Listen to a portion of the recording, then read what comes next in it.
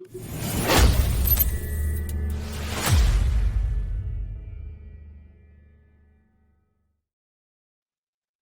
right, welcome to our weekly live broadcast. My name is Johannes Verwijnen. I'm a trainer with Deep Dives with developer analytics and machine learning background. And with me, I've got Mick. Hi there. We could again kind of just do the quick intro into weather. It's cold over here right now. It's like 14 degrees centigrade. That's nothing. It's -10 here in Helsinki, Finland. Beautiful sunny weather, lots of snow, but nice and clear sky. I'm already considering taking a coat.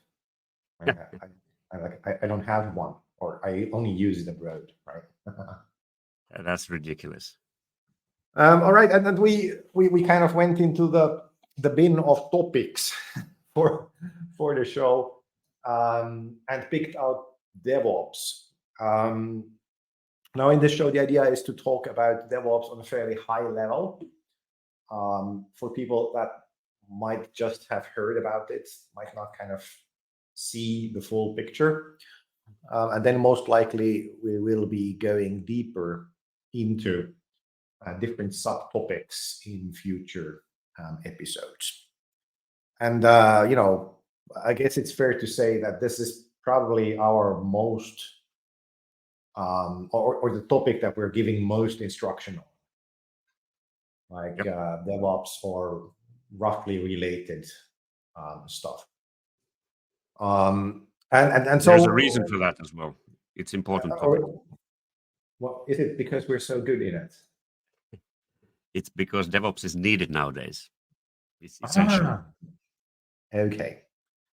So just a little bit about the history. I've picked the Wikipedia page here, and it kind of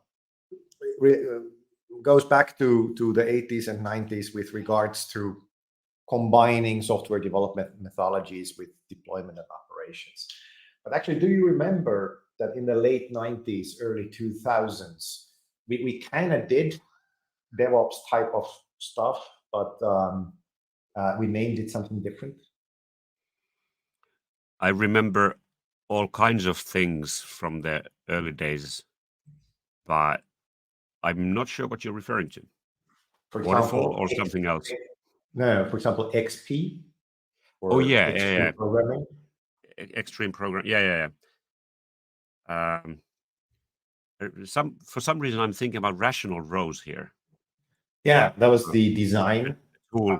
So the rational unified process, RUP, RUP was used to bring together the design and implementation phases, kind of similarly as what we're doing with development and operations here. So in that way, I like for me personally, like as a developer and people who think about how to develop, this is a longer journey, right? We've always been on the verge of trying out new stuff, and now we just call it DevOps, right? And DevOps, what is cool, what I like about DevOps is that DevOps is not one thing. It's not like XP, which was basically one book that was written back in the days, or it's not rational unified process, which is a process by a single company, but rather is that this kind of fairly loose collection of philosophies and methodologies. And there is no like DevOps Incorporated that tells you that this is DevOps and this thing is not. So we can kind of say that DevOps is a collection of the kind of ideas that we use nowadays to create and deploy modern software. And with that comes usually your favorite part about DevOps, which is that not all of these best practices or philosophies work with all kinds of organizations. Exactly. So a lot of these come from the very big software development houses like Netflix or Amazon or Microsoft, where you're going to have tens of thousands of developers working on a huge amount of products. And of course, that doesn't really scale to a 3 people and the dog type of startup, right? So you want to talk about that a bit, as it's your favorite? Yeah.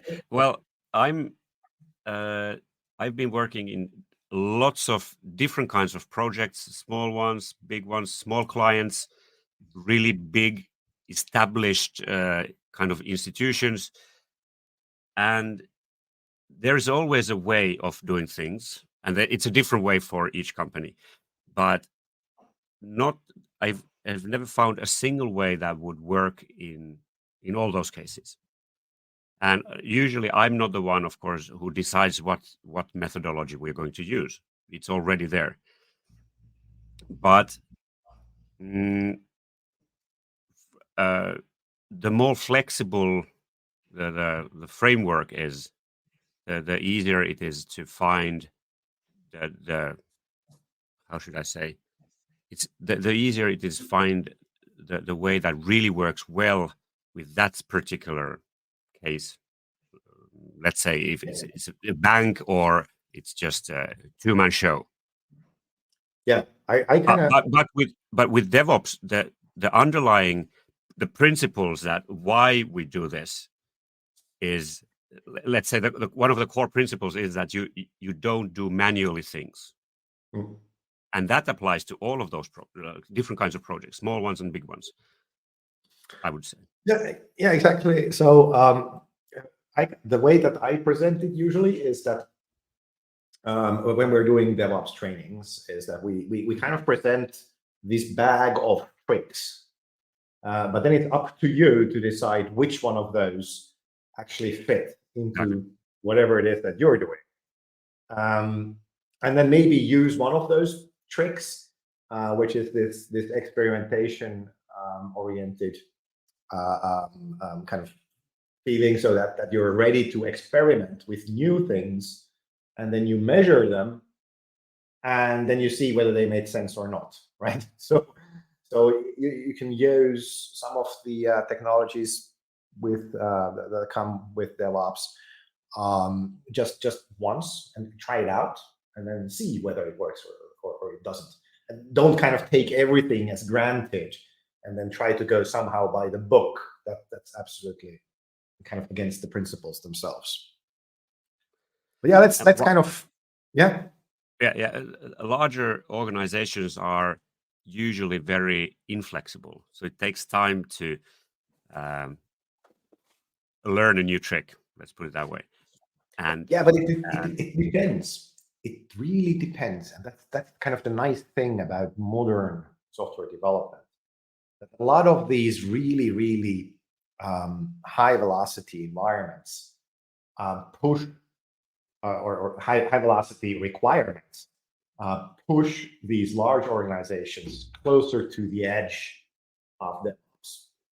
Let's say Netflix. Netflix is a huge company, a huge organization, and they're right there on the bleeding edge of DevOps because they have to be. It's kind of how they survive, right? So it's not necessarily the size; it's more of a kind of philosophy, or maybe it's the age, right? The older an organization is, the more kind of technical debt and philosophy debt they have, and the harder it is to change the direction of what they do. the thing is that if you have a way of working and it kind of works, then it's for those organizations it's hard to just change because you already have a way of working that kind of works. And if you are very inflexible as an organization and maybe as people or person, then it's hard to change. But Yeah. when they do change, then hopefully rapidly they realize that, hey, okay, there is a new way or a better way of doing things. But the core of doing, for example, if you are creating software, you still have to write the software and the core of writing the software, well, actually, that changes a little bit as well. You might be more testing oriented afterwards, because that increases quality and that actually speeds up things, even though it looks in the beginning that, hey, this is going to slow us down because we are writing tests, automated tests. Yeah, so one thing that I just talked about is velocity. Let's see if we have a Wikipedia page on that. Velocity in software, yeah. So this is starting to be one of the most important metrics when thinking about how successful a software development department or actually even a software product department is. What's your idea with velocity? I'm not sure what you mean by that question. So how what I we're see doing it? with velocity is we're measuring how long it takes. Basically, we can do it in different ways, but like basically from an idea of creating a feature in a software to it actually being deployed in the production environment. That's velocity, right? So the more velocity we have, the quicker we can make this happen. From my point of view, from my point of view, the velocity has never been as itself a very, very important metric. Maybe I'm lucky with the clients that I've been working with, that velocity is, it has never been a thing that we try to increase. We try to increase quality, for example. Yeah. But exactly. Yeah. So, but there are different kinds of organizations. Maybe you really need to have a new feature in production in 2 weeks or 1 week or half a day. But I personally have been, maybe I've been lucky that I haven't been working with organizations where the velocity is the key thing. It's more about writing business logic that works without any bugs and things like that. Yeah, exactly. So this is kind of, velocity is kind of what we're looking at specifically in startups, right? So if we're in a dynamic business situation, we have been seeing that usually the company or the service that comes out first with a new feature will get more traction, right? So bigger market quality share is kind of second secondary. Right? Yeah. Yeah, we need to get a feature out first to gain traction, and then we worry about quality later. So that's kind of usually the places where we are optimizing for velocity itself, and of course, velocity is something that we get through this kind of automation, right? So kind of through DevOps, and this is kind of, that's why I wanted to bring it up, because this is not clear for everyone. If you are in a, I don't know, a really important security backend system, then you don't care about velocity. You care about security and quality. Yep, exactly. Right. So very often when we're talking about these metrics, they as well depend on the organization that you're in. So you should pay attention to what it is that you want to optimize, and then just not blindly follow some best practices. And there are some other. If you compare velocity from a company to a company, then maybe that metric is not even, you cannot compare the velocities. It's a bit difficult if you have a feature for one company that they need to get into production, then you have a different kind of a company with completely different software and they need to get a different feature. Maybe the feature is named the same, but it's completely different. Maybe inside we don't easier do cross comparison. No. Yeah, it's easier within a company to measure the velocity and see if you're doing things faster or yeah, and the actual number doesn't mean anything, but that's something that you want to optimize. That's what I meant. Yeah. Perfect. So there are other metrics here, especially with Dora. Dora is a DevOps Research Association, I think. Anyway, it used to be run by Google. Nowadays, it's its own independent organization that tries to research DevOps, and they have different kinds of metrics as well. So throughput, deployment frequency, lead time for changes, that kind of approximates the velocity in somehow. And then they also have stability. So mean time to recover and change failure rate, which are more kind of proxies for quality on the other hand. So that kind of idea of yours, that is actually part of the official DevOps research. But these are not perfect either, right? So already in this Wikipedia page, we can see that there is been a criticism about that. And it is a moving field. We don't know. We don't have absolute truths about this stuff yet. A little bit more about the background. So a lot of this comes from Agile as well. So we're kind of presuming when we're talking about DevOps that we are working with an Agile software development process. Other stuff that is related is the automation of the build process, as well as possible deployment into both testing and possibly production environments. So then we use what is called a CI/CD pipeline for that automation. Lean thinking as well. That's kind of this kind of continuous improvement idea that we're making small changes very often instead of these. My favorite example is Microsoft. Remember Microsoft Word back when it wasn't online yet? There was it was Word 97, and then came Word 98, right? They had like one version per year, which was already quite fast back then, right? So that was great. And then nowadays, like we deploy stuff on an almost daily basis. So we basically have a different version of Word available every single day. But it's also in that case, when you say once per year, there was a reason for that as well. You first of all, different processes, but also the way software was distributed. You couldn't just send out new version to people every day. You didn't have internet, which you used to that you can use to download patches to your software. So that has changed as well. Or then you did, right? So like Windows 95 was like well known for not being a complete piece of software at all. But then literally, once you have the CD and you have installed it, then the next thing you need to do is download everything again over the internet so that you get an up-to-date operating system. Nowadays, we're maybe more used to that incremental. Hey, I have a question. Yeah, sorry. About CI/CD pipelines. Do you remember?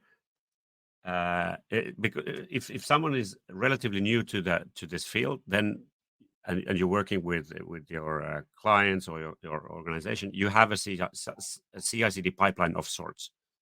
But Johannes, you probably remember that we didn't have those at all in the early days.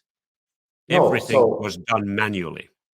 Yes. So literally every single time you install something into production, somebody built the software on their own computer manually, and then maybe the same person had permissions to upload this new version to the production server and install it. Everything manually. Yeah. So that's one of the reasons what we wanted to get away from. It was ridiculously complex and error prone. I totally remember that. So first of all, we used Notepad or like Notepad++ to do the code editing, right? So no syntax checking, nothing like that. You had to write it correctly. No autocomplete, blah blah blah. Mm-hmm. And then we had the Java compiler. Talking about Java, because I guess that's what you're referring to here. Yeah. In this case, yes. The Java compiler didn't do recursive compilation over subdirectories. So in case you use packages, what we had was one batch file on Windows. that would go into each of the directories and then run the Java compiler. I have forgotten all of that. So whenever you created a new package, you actually had to go back to that batch Yeah. file and add it in so that that code would get compiled as well. So it was, yeah, horrible. And then compile times, like computers were still kind of working on steam back then, before electricity was actually invented, and it was like really slow to compile. So people came out with faster compilers. I remember the IBM Java compiler coming out. That would be a lot faster than the original Sun one. Let me see if I can remember. Was it was Jikes? And one of the challenges was that if a person Yeah. does this, prepares a package for the production, and then next day someone else does that on their own computer, they might build Yeah. it differently, and that's one of the horrible things that you had. Yeah. So kind of the problem was that of course that we would have some kind of a version control system in place. Yes, at some point, but I remember starting and we didn't have any of those either. Yeah. So then you would basically need to agree between developers what everybody would be working on.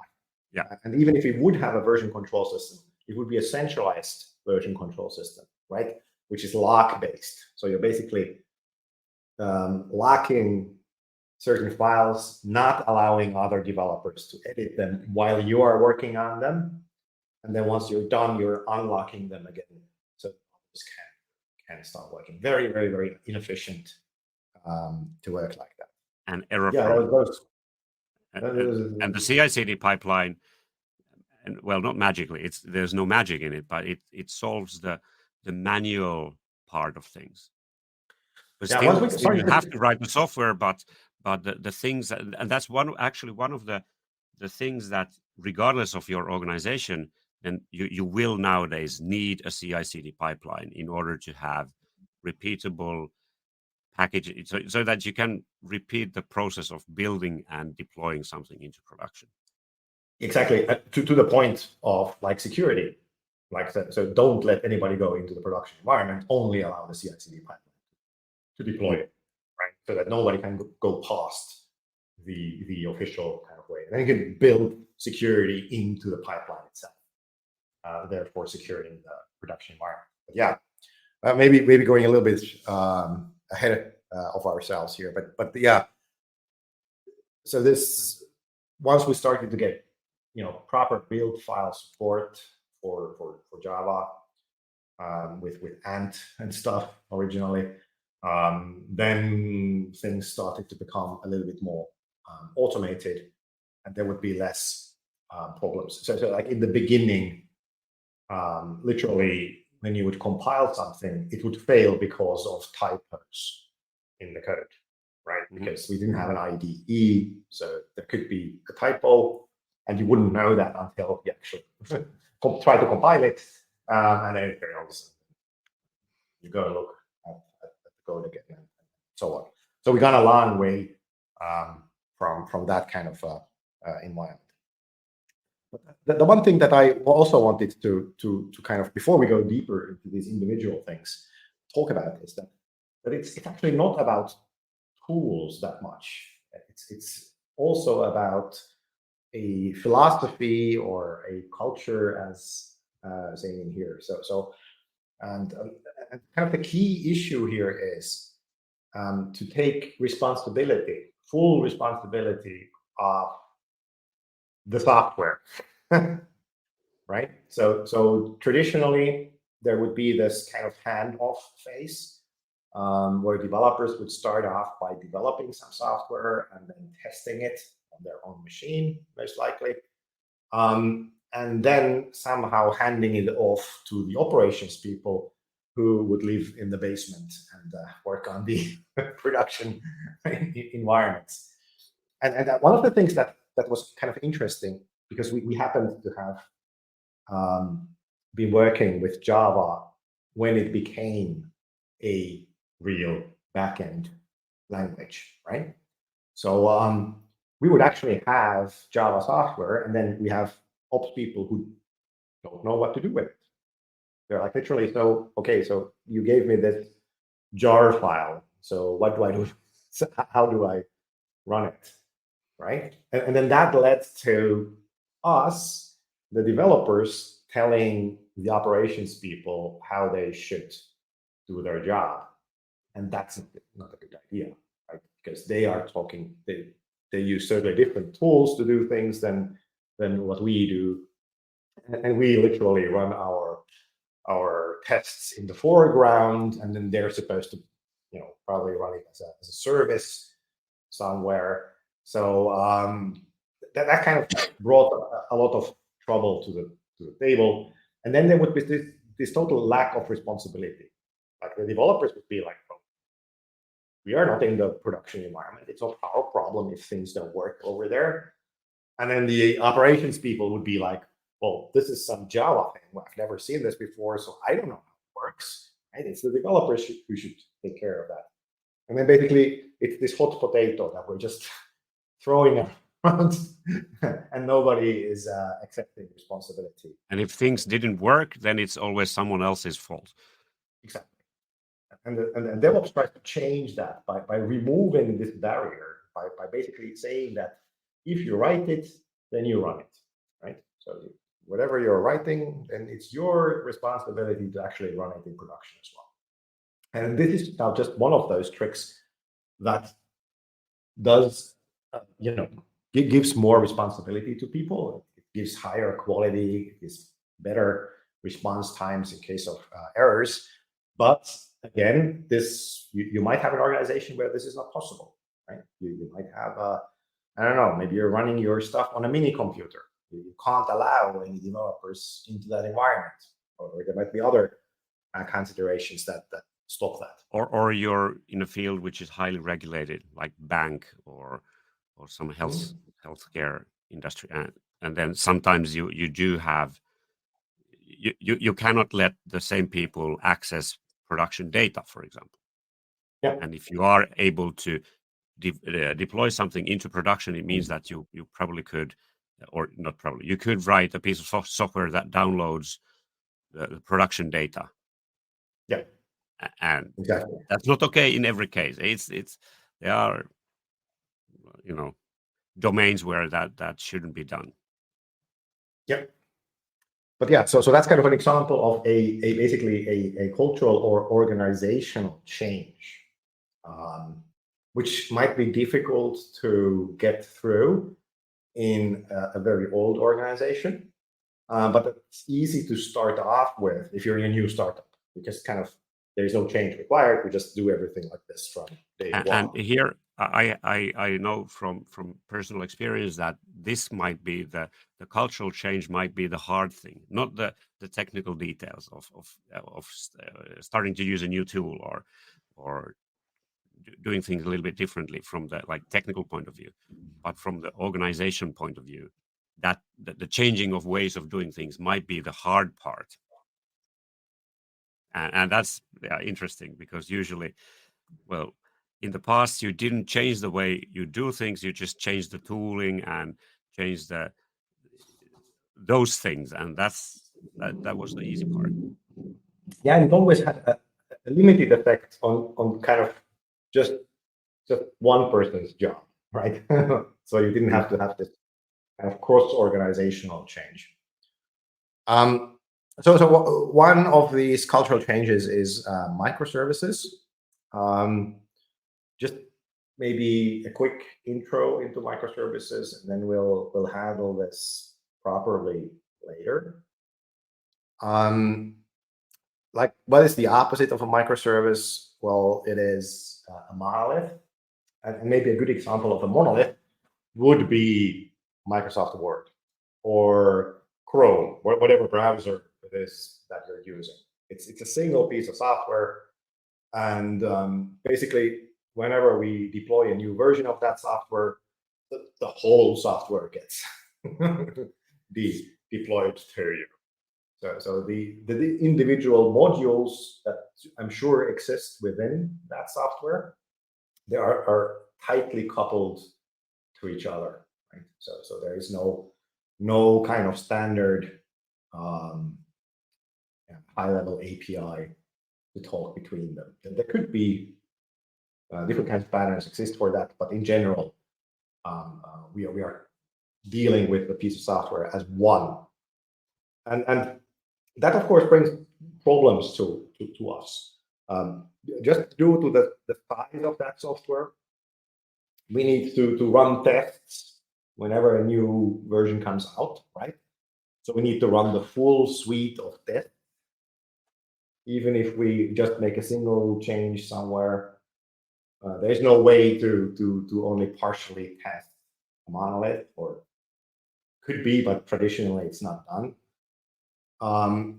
And that big piece of software might be so big that there is no single developer that knows every part of it. There might be this, secluded part of the software that people are kind of whispering about, saying, don't go there. It's really difficult. Only John on the third floor knows how to work with that part. So nobody else is allowed to touch that. And that brings a lack of quality and a lack of velocity to the process. Right? Whenever you need to do a change where other modules are dependent on how your module works, in a big organization, you might need to send like a memo to all of the developers that, hey, we are going to change how this thing works. Please, everybody, make sure that your code is aware of that. And all of this slows down the kind of development process. So microservices are the opposite.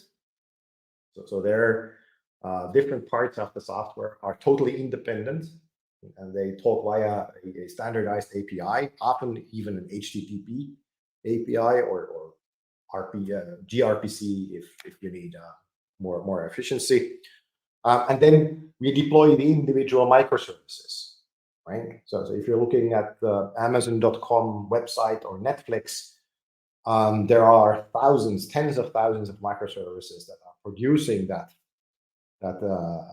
experience for you, and you don't see or know if one of those microservices has been updated, and they're constantly being updated.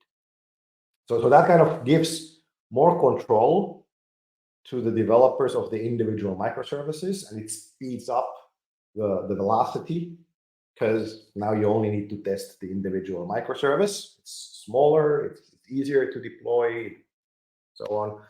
However, we're kind of masquerading the complexity of the system into these inter-microservice relationships that used to be easy to control because they were all a part of the same software, whereas now they're different, and they're talking HTTP to each other, and it's so much more difficult to figure out where things you suddenly have a distributed system, and figuring out what happens in a distributed system is not trivial. You need to have and even tools for that. replicating errors is difficult. So we are actually making, when we're moving, let's say if we would have the same system as a monolith versus a microservices-based architecture, I'm going to tell you that the microservices-based architecture is going to be more complex.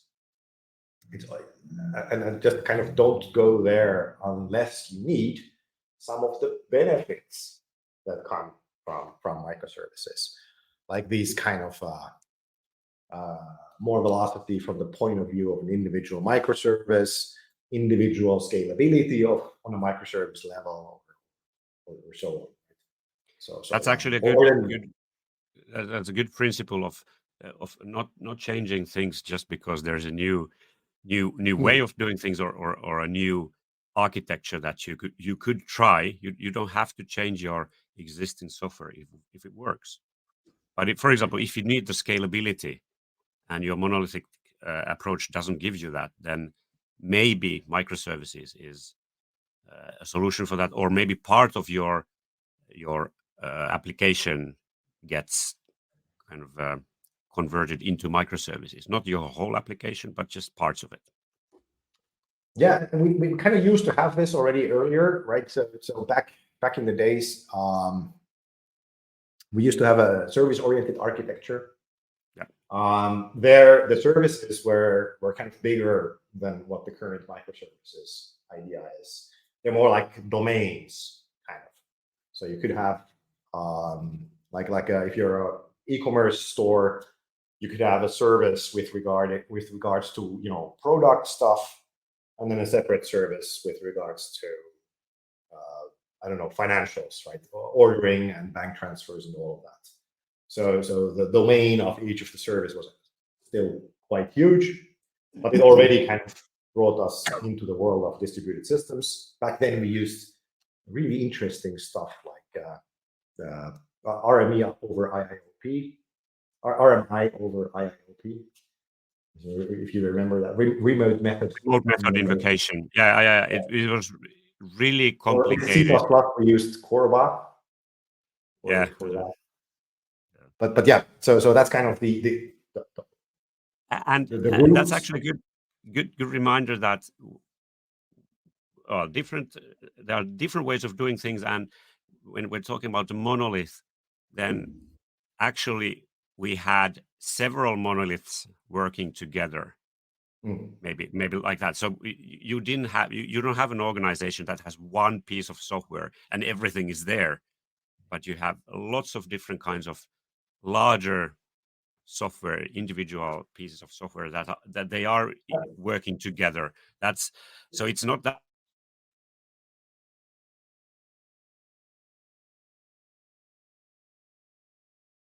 did we lose Mikko? You understand what I mean? So you might because actually the way microservices is presented, I think I've been kind of seeing that for a very long time already, but still maybe the if you have a layered architecture, then the front part is the monolithic part, and then the back end is that it's already split into microservices, because with larger organizations you just have a ridiculous amount of software. This is not black and white. So I always use clear examples exactly because of that. Something like Word, Microsoft Word, right? That's one piece of software, so it's a monolith. And then Amazon.com is tens of thousands of microservices, so it's microservices. Yeah. And then in reality, there are plenty of things that are in between. Lots of things in between. But it's more difficult. So I try to use the kind of naively the Yeah. But hey, let's move on. We don't have that much time left. No. So yes, that was microservices. We're coming back to microservices later on, right? Okay. Yeah, definitely. So another kind of important cultural change that you already brought up previously is automation.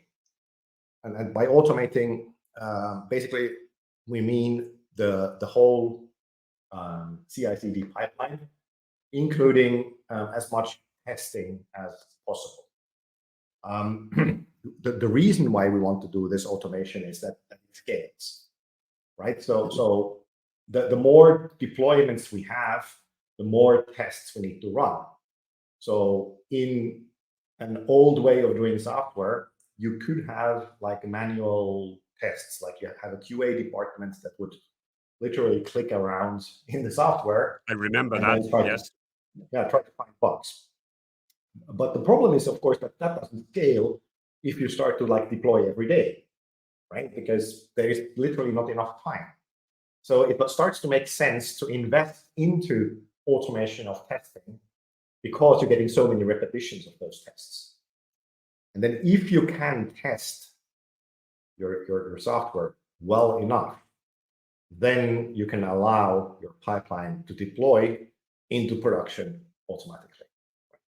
So if you have the possibility to run tests in such a way that you can trust the pipeline, that no faulty software can get through the pipeline because your tests will catch it, then suddenly deployment into production is no longer a special event, There are no fanfares going on anywhere in the office when you're deploying into production.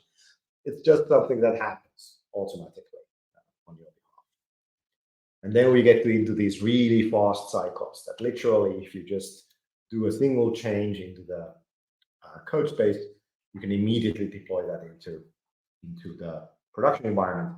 And that gives you that velocity that we've been talking about previously. And repeatability. You don't have manual processes there. Even if someone else controls the CI/CD, the deployment part, which is that is one way of doing that. But even then, it is this one person is not manually deploying anything. It's just approving that yes, this package can be deployed, and then it gets deployed automatically. Yeah, and in the opposite of manually doing things. Yeah, and in these tests, there can be so many things. Another thing that comes from this automation, of course, is that we are losing a little bit of visibility. Like in a traditional way, let's go a little bit forward from my Notepad days to the environment where we would even have a CI server, like maybe a Jenkins server in the corner of the office. Like usually it was like an old desktop that was kind of moved to be the build server. So what would happen is that you would start a release build or integration build whenever you changed some code, and then it would run the tests, at least the unit tests for you. So what you would do as a developer is instead of kind of sitting there and waiting for it to work, is to kind of go over to the kitchen and maybe get a cup of coffee, talk to some other developers, and then whatever time later, how long your build normally takes, you go back to your desk and see the results. Let's say like 45 minutes later, right? Now, if I would come back 45 minutes later and the build server would still be running, I would know that something has gone wrong. It's not supposed to take that long. So I can start to investigate. I can start to look at, maybe I imported a new package by accident. Maybe if I create a container, I used a new base image that it needs to download, and it's huge, so it takes ages, or other things. And when we're using a CI/CD pipeline in the cloud, we don't see that anymore. Right?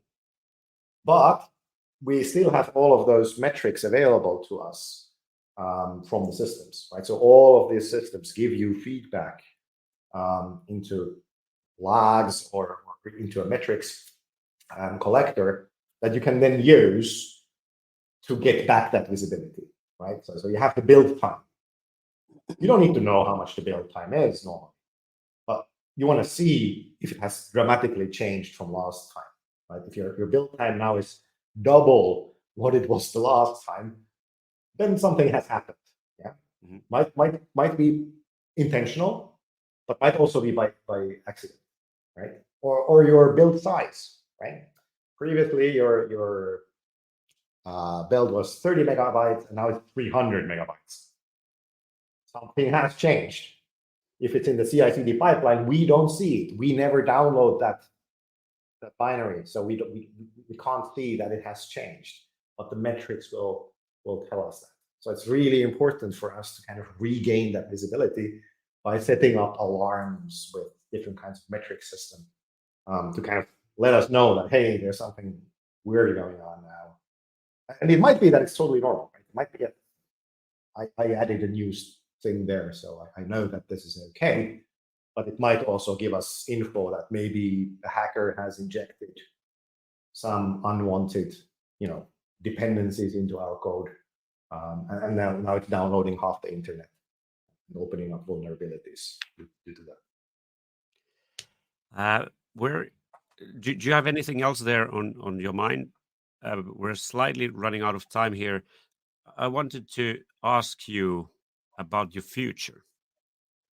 What do you think? Yeah, what will happen in the future regarding DevOps? Do you already know that, or do we know that something is going to change? And I know that things will change because it's the evolving. only constant is change, right? So Yeah, DevOps is still new. We are still seeing how these different technologies work with different situations. So one interesting thing here is the state of DevOps report that comes from DORA. It tries to like listen to what the trends of the year have been, and what type of benefits people get from DevOps. So we're talking about maturity from a DevOps perspective, kind of telling you how many of the DevOps principles you use, and then how that affects your different kinds of metrics, like how quality gets affected by having this automated CI/CD pipeline and that kind of thing. And that's something that I suggest that people that are interested in this stuff start reading. So the it's available for free online. You just need to register, if I remember correctly. Yeah, the state of DevOps report here. Read the report. Yeah, you just need to fill in your information, and then you can download it for free. And it's still moving at such a fast pace that it's really difficult to say what the future is going to be like. It's just going to be different. but things do change. All the past, let's say, software development processes, there's always the new thing, and this is the correct way of doing things, or this is better than the previous one, and even then a new one emerges. But I think DevOps has brought a lot of things that will not change that soon, like the automation and thinking the way of you think about the whole process. It's just not like a package, but it's a process of you putting something into the version control system, and then out goes something into the production. And the sequence of events, this used to be completely manual, and that has, I think we will not go back to the manual part unless something No, really special. again, I would say that this is not like a thing that has happened overnight. We just started to call things that we have done. We have done like software development previously. We have taken a look at different kinds of processes. What good parts are there? What bad parts are there? And that was why we started with XP and so on. So it's part of the same kind of trajectory. This has been going on for decades already, and now we just happen to call that DevOps nowadays. So it's just kind of a collection of best practices. You might be already doing DevOps without realizing that you're doing DevOps. You most likely are, yeah, right. But yeah, so as we can see, quite a lot to discuss on this topic, and we are of course happy to go deeper into any of the kind of subjects of the point. In case you happen to have a question or an idea of what you would like us to discuss, please let us know in the comments. We're happily taking suggestions, and we will be looking into most of the kind of technologies or best practices in DevOps in future episodes of this live stream. I would call that an episode. What about you, Mikko?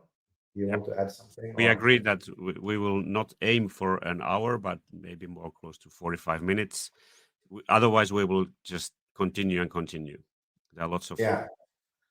This was supposed to be like a high level look into DevOps, not going into the details. So let's call it an episode. If you're interested, we are teaching DevOps fairly often. We are currently investigating in creating a live online DevOps class which most likely is going to be available during the summer of 2024. If you're interested in being kind of a beta client for that, do let us know, and we will tell you once we get it there. But yeah, that's it. Thanks a lot from me for taking part in this exercise of ours. Thanks, Mikko, again for asking a lot of good questions. And see you next week. Till then. Bye-bye. Bye.